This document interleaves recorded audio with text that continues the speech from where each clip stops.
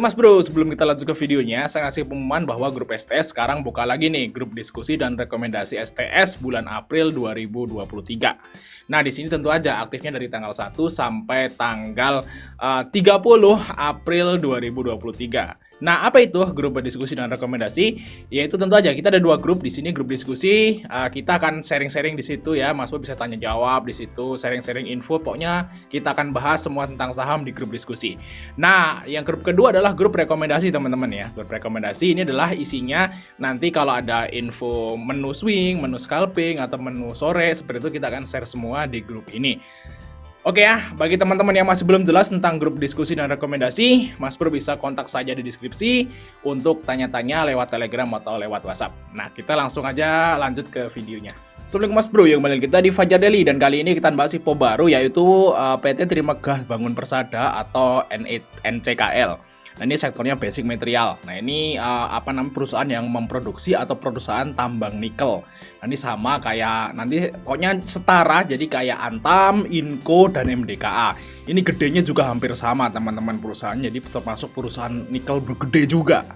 Ya, di sini untuk periode bubbilnya tanggal 15 sampai tanggal 24 Maret untuk harganya 1.220 sampai 1.250.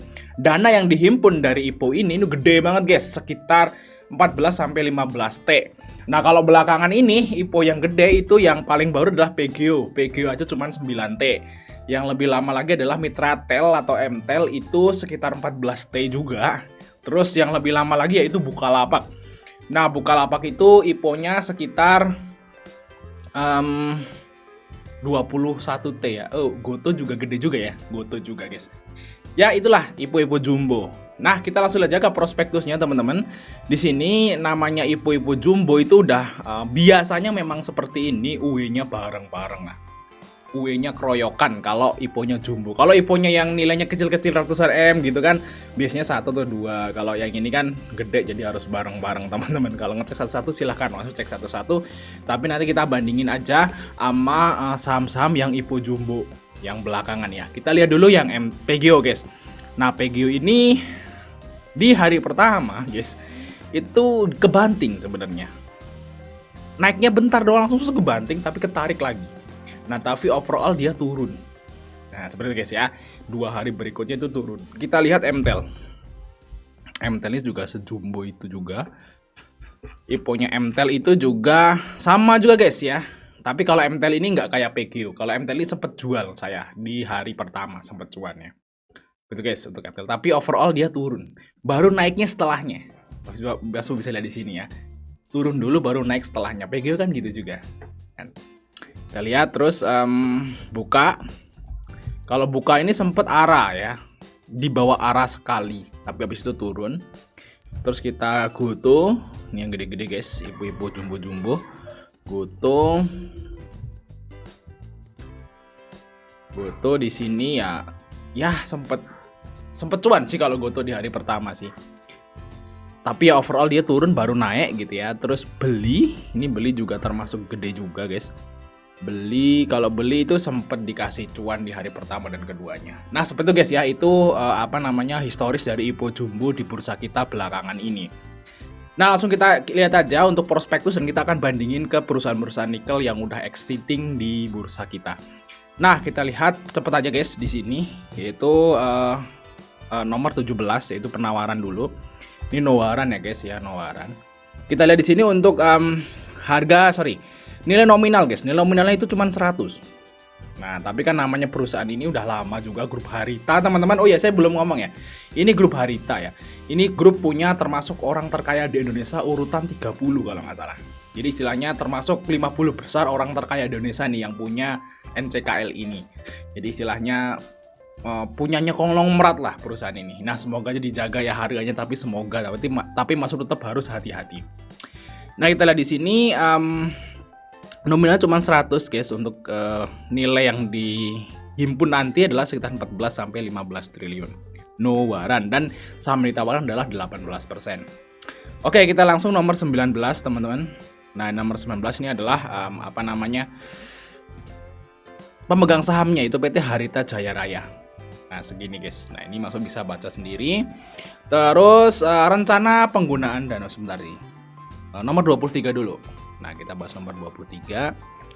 Ini adalah total asetnya, guys. Nah, Mas Pu bisa lihat di sini total aset dari NCKL. Nah, kalau kita lihat dari dibagi ya, aset itu kan penjumlahan antara liabilitas dan ekuitas. Nah, kita lihat dari ekuitasnya. Kalau kita lihat dari tahun 2019, teman-teman, ini ekuitasnya itu dilihat itu terus tumbuh ya. Nah, modalnya terus naik. Berarti perusahaan ini memang bagus. Jadi kalau Mas Bro mau beli perusahaan itu dipastikan yang ekuitasnya terus naik, dan ini perusahaan ini bagus ya. Dari kecil naik. Artinya perusahaan ini terus bertumbuh, mungkin terus ekspansi ya untuk tambang nikelnya. Nah, bersama dengan itu juga hutangnya naik, tapi is no problem. Yang penting ekuitasnya naik. Tapi Mas Bro yang perlu perhatikan di sini adalah hutangnya itu lebih gede daripada modalnya. Gitu guys ya. Kalau kita bandingin sama perusahaan-perusahaan nikel yang lain itu nggak ada yang kayak gitu. Rata-rata perusahaan nikel di Indonesia ya, Antam, Inco, MDK itu DER-nya di bawah 100%. Tapi si ini NCKL DER-nya di atasnya. Nah, itu bisa jadi pertimbangan lah buat teman-teman mau invest di perusahaan ini. Nah, kita lihat langsung ke laba usaha. Nah, kalau laba usahanya ini termasuk juga gede teman-teman ya. Triliunan ya, sama mungkin hampir setara sama Antaminco ya guys ya untuk profit dari NCKL. Itulah di sini ya. Di tahun 2021 ini gede banget guys. Sampai 3T ya, naik double dari tahun 2020. Terus kita lihat di tahun 2022 juga naik lagi. Nah, kita juga ngaca sama Antaminco MDK juga kuartal 4-nya kan bagus ya di 2022 ini. Jadi ini sama aja guys. Jadi sama berarti ya. Perusahaan ini sama, nggak beda berarti ya. Kalau misalnya Antaminco MDKA profit naik ya, Harita itu NCKL ini juga naik. Nah, nanti mungkin bisa jadi istilahnya substitusi lah. Kalau misalnya Antaminco udah naik, NCKL belum naik ya HK gitu loh Mas Bro. Jadi bisa jadi seperti itu. Biasanya naiknya mereka bareng loh. Misalnya Antaminco NCKL nih mungkin jadi barengan lah naik turunnya nih. Buat istilahnya itu pilihan yang lain lah, perusahaan nikel pilihan yang lain. Nah, kita lihat aja, ini udah jelas, Mas bisa baca sendiri aja di sini. Terus kita lanjut nomor 28 guys. Nomor 28 di sini. Nah, ini ada dividen teman-teman ya. Jadi NCKL ini setelah listing dia mau bagi dividen ya, karena memang perusahaan ini udah bagi dividen semenjak tahun 2012. Ini bener-bener perusahaan yang kuat dan bagus, profitnya itu stabil. Dia bagi dividen sejak tahun 2012 sampai sekarang, luar biasa. Ini perusahaan yang konsisten bagi dividen lebih dari 10 tahun, itu bener-bener oke banget guys perusahaannya guys. Kayaknya saya nggak ngelebihin sih, tapi biasanya kalau perusahaan yang kalau dia itu naik turun kan, sekarang bagi dividen, tahun-tahun depan enggak bagi dividen lagi, terus enggak gitulah, itu enggak stabil. Tapi kalau dia tiap tahun bagi dividen terus kan berarti tiap tahun tuh laba terus loh ya, walaupun naik turun tapi laba gitu kan. Jadi oke banget. Tapi yang mau dibagi dividen sekitar minimum 30% tuh minimum teman-teman. Nah, mungkin bisa 50, 60, dan ini mungkin bisa jadi salah satu termasuk saham yang bagikan dividen besar juga di Bursa Efek nantinya. Mantap pokoknya guys. Investor sih bisa aja sih kalau milih pengen mau invest di sini. Cuman Mas harus perhatikan dari hutangnya. Nah, kita lihat di sini guys ya. Nomor 35. Kita langsung aja nomor 35 di sini. Kok panas nih guys? Kenapa guys? Nah, nomor 35 adalah rencana penggunaan dana yang diperoleh dari penawaran umum. Nah, kalau kita lihat di sini sekitar 5%-an itu digunakan untuk pembayaran hutang kepada Harita Jaya Raya atau pengendalinya teman-teman ya. Jadi NCKL ini hutang ke pemegang saham pengendali. Nah, dia IPO ini buat ngelunasin. Jadi istilahnya masuk kalau kantong kiri, keluar kantong kanan. Jadi kalau pengendali itu mau masukin duit itu dianggap utang loh kalau PT-nya. Enak banget ya. Kayak gitu guys mainnya guys. Nah, makanya buka PT ya, bikin PT gitu ya. Nanti anak usahanya diutangin duitnya gitu ya. Nanti IPO disuruh ngelunasin. Balik-balik lagi ke dia, guys. Oke ya. Segini ya buat bayar hutang ke pengendali. Terus di sini sekitar 6% juga dibuat bayar hutang ke PT Dwi Mulya Investanya Andalan ya. Terus berarti ini sekitar 12% lah untuk bayar hutang. Terus kita lihat 15%-nya lagi digunakan untuk bayar hutang juga ke bank OCBC NISP. Nah, NISP ya, NISP ini di bursa kita juga ada teman-teman ya, Bang. Nah, di sini berarti sekitar 30% hampir itu buat bayar hutang, teman-teman. Terus di sekitar 0,89 digunakan untuk pembayaran seluruh utang juga. Ya, utang juga, tapi sih sedikit 0,1 lah, 1% lah. Ya benar, berarti 30% ya buat bayar hutang. Terus 2,1% digunakan untuk belanja modal. 32% akan dihutangkan ke perusahaan anak. Nah, jadi NCKL ini hutang dari induknya. Nah, terus NCKL juga punya anak, ngutangin juga ke anaknya. Nanti anaknya IPO dapat dana, balikin lagi duitnya ke NCKL ini. Kayak gitu, guys. Ya. Jadi yang jadi sapi perah siapa? Investor yang beli saham IPO. Gitu, guys. Gitu ya. Induknya ngutangin ke NCKL.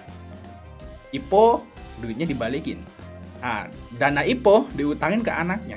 Nanti anaknya IPO dapat dana dibalikin lagi ke NCKL. Itulah, guys. Nah. Oke, digunakan untuk ini, guys ya. 5%-nya lagi digunakan untuk yang ini juga, anaknya juga, guys. 3%-nya digunakan untuk membiayai pembangunan ya, untuk pembangunan perusahaan nikelnya. Nah, ini Mas Bro buat rata-rata sisanya buat pembelian ya truk, bulldozer ya, buat pengembangan usahanya lah, seperti itu. Sisanya cuma sedikit. Jadi rencana penggunaan dananya itu 30% lebih itu digunakan untuk bayar hutang. Dan sisanya diutangin ke anak buat usaha. Ya, seperti itu, guys. Nice, kita lihat ya. Nomor 186 kita lihat. 186 di sini dari karyawannya udah jelas bahwa perusahaan ini memang tumbuh. Jadi saya senang banget sama perusahaan ini, guys. Rutin bagi dividen, terus ekuitasnya terus tumbuh, ya profitnya juga konsisten naik juga. Karyawan juga tambah banyak. Ini berarti bener-bener naik, bertumbuh ya, gila ya. Karyawannya naik. Ini bahkan double nih, guys. Dari tahun 2001 ke 2022 di double. Dan kalau kita lihat perusahaan anaknya tadi mau ekspansi, berarti kemungkinan nanti tahun 2023 2024 nambah lagi karyawannya, teman-teman. Mantap nih, guys. Mantap 6. Oke, terus nomor 247 ini yang penting-penting aja, guys. Nah, kita lihat di sini.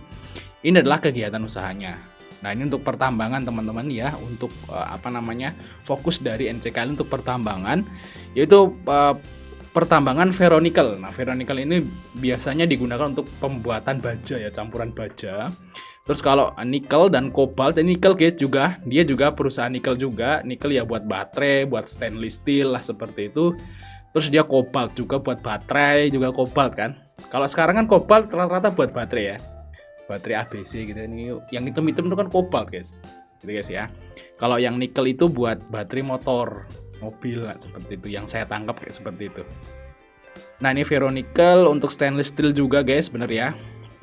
Nah, pokoknya seperti itu ya untuk kegiatan usahanya, itu tambang nikel, ferronikel gitu ya, untuk dibuat baja, untuk dibuat stainless steel, terus untuk dibuat baterai lah, seperti itu. Itu adalah kegiatan usaha.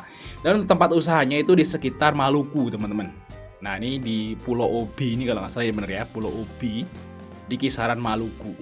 Nah, ini memang kalau tambang-tambang nikel memang terletak di rata-rata nih di Indonesia Timur, teman-teman.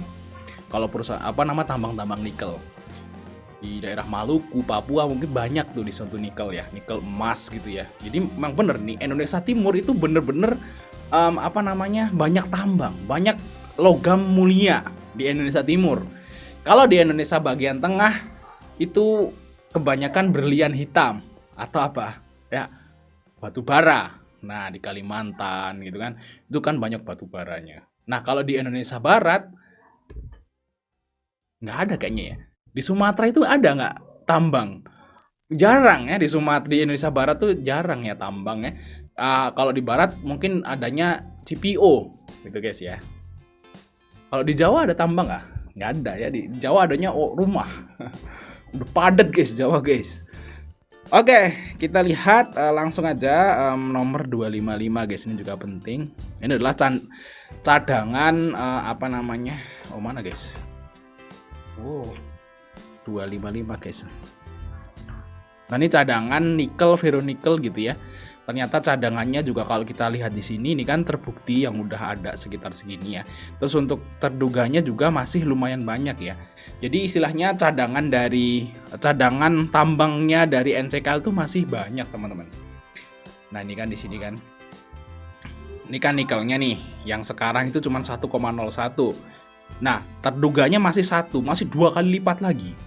Terus ini guys, si yang CO-nya itu 0,16, terduganya juga masih 0,1. Artinya kalau saya lihat di sini perbandingan antara yang udah digali dan apa yang belum digali, yang udah digali dan belum digali itu masih double yang belum digali. Padahal yang udah digali itu juga masih ada. Udah digali masih dinaikin gitu ya, masih ada di bawah gitu kan. Nah, yang belum digali tuh masih separuhnya lagi. Berarti ini prospek usahanya ini agak panjang teman-teman. Karena kalau perusahaan tambang kan tergantung sama cadangan tambangnya. Ya, kalau ini masih banyak cadangannya teman-teman. Jadi mungkin dia akan bertahan 30, 40, 50 tahun lagi maybe masih oke nih saham. Seperti itu guys ya. Nice. Tapi kalau yang kayak tambang yang mau habis tuh katanya sih ITMG. Nah, ITMG itu cadangan batu baranya nggak banyak lagi. Jadi Mas Bro harus hati-hati. Itu saya juga dapat dengar yang masih banyak tuh Bumi. Ya, Bumi Resource itu banyak cadangan masih yang belum digali. PTBA juga masih banyak. Kalau yang saya dengar itu ITMG itu udah mau habis cadangannya. Kalau dia nggak beli lahan lagi, itu berarti habis. Ya kalau dia nggak ganti ganti usaha jadi misalnya jualan apa gitu ganti gitu kan. Ya mungkin ya agak susah gitu ya. Saya dengar doang guys. Oke, kita lihat langsung aja ke sini guys ya, yaitu bagian perbandingan. Ya, kalau kita lihat di sini NCKL itu harga penawaran adalah 1220 dan 1250 dan harga bukunya adalah 254. Nah, kalau kita lihat sini PBB-nya 4,8 sampai 4,9, tapi kan ini belum dana IPO masuk. Nah, kalau kita lihat Mas Bro ya, kita masukin dana IPO sekitar 15 lah ya, berarti sekitar 28 equity-nya kan naik jadi 28 triliun. Nah, kalau kita masukin dana IPO-nya berarti PBB-nya sekitar 2,3. Berarti di sini sekitar 2,9 juga. Nah, kalau kita masukin pun dana IPO-nya ke ke hitungan ini, ya itu tetap masih jauh lebih mahal dari Inco dan Antam. Ya kan? Tapi masih di bawah MDKA PBV-nya. Jadi masih murahan NCKL daripada MDKA berdasarkan book value. Tapi biasanya saya belum masukin dana IPO-nya karena ini dana IPO-nya juga sepertiganya buat bayar hutang sih. Kalau buat bayar hutang kan nggak mungkin masuk modal ya, nguap karena seperti itu. Nah, kalau buat ekspansi, buat beli truk, beli apa, nah itu kan masuk modal jadinya. Kita balikin lagi ke 13 miliaran untuk ekuitasnya. Next, kita langsung aja lihat PER-nya, price to earning ratio-nya. Ini lumayan oke, teman-teman, PER-nya. Itu 17 kali, nah setara lah sama Antam dan Inco. Tapi kalau MDK udah terlalu mahal sih. Ya, MDK mahal. Oke, kita lihat hutangnya ini ya agak sedikit ketar-ketir ya. Hutangnya ini gede, tapi kan nanti kalau udah IPO ini sukses ya, akan dibayar hutangnya. Jadi hutangnya pasti DER-nya akan turun. Ya, semoga aja DER-nya nanti di bawah 100 lah, biar nggak berat-berat banget ya. Biar kayak temennya lah di bawah 100 nih, kayak si MDK ini 77%. Nah, kalau sekarang sebelum dibayar hutang dari IPO itu 140. Ya, hutangnya itu gede, lebih gede daripada modal. Tapi dia kan niatnya mau buat bayar hutang ya, semoga aja turun. Beneran buat bayar hutang gitu, nggak kayak Zata. Zata ngomongnya buat bayar hutang, nggak dibayar gitu. Oke, terus ini ROE guys. Nah, ROE return on equity-nya itu gede. Gede banget. Ini kayak waktu itu kayak IPO-nya ADMR ya. ADMR itu waktu itu fundamentalnya jelek, harganya mahal, tapi ROE-nya gede. Nah, itu makanya saham bisa terbang. Apakah ini akan terbang juga? Nggak tahu ya. Mungkin agak sulit. Kenapa? Karena ini caps-nya udah 67 triliun. Kalau misalnya dia bagger aja jadi 2000-an, itu market cap-nya udah lebih dari 120, 130 T. gede banget guys. Masa mau jadi baru IPO langsung mau jadi 10 saham terbesar di bursa efek gitu? Kayaknya berat. Karena capsnya udah gede. Kalau Mas perbandingin sama Hill itu kecil. Hill itu kecil, nggak gede Hill itu. Kalau yang ini gede. Jadi kalau dia sampai arah langsung jadi salah satu perusahaan top 10 maybe ya. Top 10 nggak ya? Nggak ya, tapi ya termasuk gede lah. Cap di atas 100T itu gede. Berat nih kayaknya guys. Terus kita lihat untuk EPS-nya segini. Nah untuk market cap-nya masuk bisa segini ya, udah saya sebutin tadi. Nah untuk kesimpulannya, kemungkinan saya akan ikut, tapi saya nggak akan mengulang kesalahan saya di PGO. Nah kalau PGO saya awalnya udah full beli, dapat jatah 50%, pas turun kena cut loss gitu, tapi naik lagi kan kecentok ya. Nah kalau yang ini nih hampir sama maybe karena capnya juga gede, UE-nya bareng-bareng, dan awalnya juga startnya gede capnya, jadi agak sulit kalau dia langsung naik. Kalau langsung naik tinggi berarti IHSG bisa arah dong, ya kan gitu kan, didongkrak banget dong, kayaknya agak berat. Jadi saya akan ikut tapi porsinya kecil dulu. Misalnya tadinya biasanya masuk 100 juta, ya masuk dulu lah 20 juta. Nah sisanya nanti buat, kalau memang di bawah turun buat hajar bawah. Kalau feeling saya ini akan gini, gerakannya saya mungkin naik dulu pas IPO terus di bawah turun, bentuk V naik, kayak gitu guys. Ya kayak gitu, kayak PGO gini guys ya. Nah kalau feeling saya ini kayak gini. Nah jadi kalau mau ikut sih, kalau menurut saya guys, yaitu beli dulu jangan full. Misalnya ya beli dulu 20% gitu dari jatah IPO yang biasanya dibeli di saham IPO kecil gitu ya. Kalau di bawah turun AVG, nah cuan di sini. Kayak gitu guys. Nah itulah pembahasan dari IPO NCK kali ini. Ya mungkin itu aja yang mau jadi dalam bentuk like dan subscribe. Sampai ketemu di video